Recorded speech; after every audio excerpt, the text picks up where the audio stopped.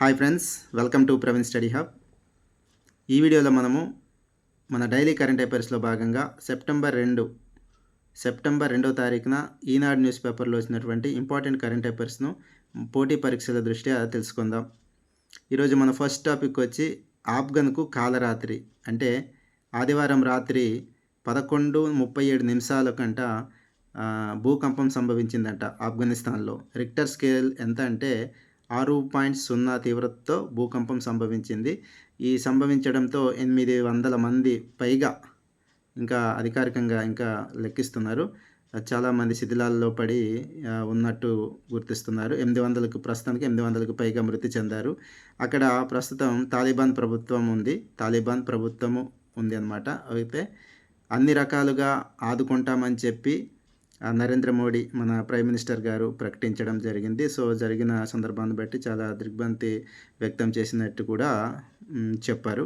అయితే చాలామంది నిద్రలో ఉండడంతో ఇల్లు ఉన్నాయి కదా, ఇల్లు పైకప్పులు కూలిపోయి సజీవంగా చాలామంది చనిపోయారండి.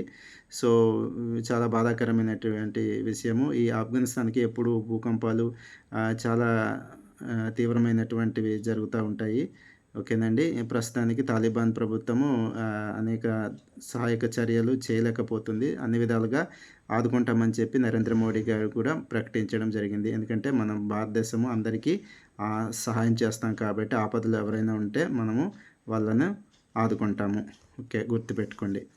ఈరోజు మన సెకండ్ టాపిక్ చూసినట్లయితే జిఎస్టీ వసూల్లో ఆంధ్రప్రదేశ్ రికార్డు సృష్టించిందనమాట. Okay, GST goods and service tax. Okay, దీని వసూల్లో రికార్డ్ అంట. అయితే గత ఏడాదిలో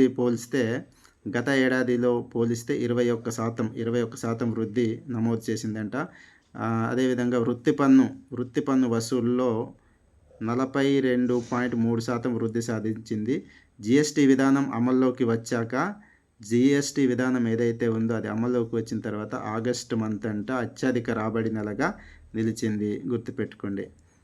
ఓకేనా, ఇది. అయితే ఇంకా మన ఈరోజు మన థర్డ్ టాపిక్ వచ్చి వ్యాధి తీవ్రతను నిర్ధారించే జన్యు స్విచ్లు. వ్యాధి తీవ్రతను నిర్ధారించేటువంటి జన్యు స్విచ్లు గుర్తించినటువంటి ఐఐటి మద్రాస్, అదేవిధంగా డెన్మార్క్ యూనివర్సిటీ. ఐఐటి మద్రాస్,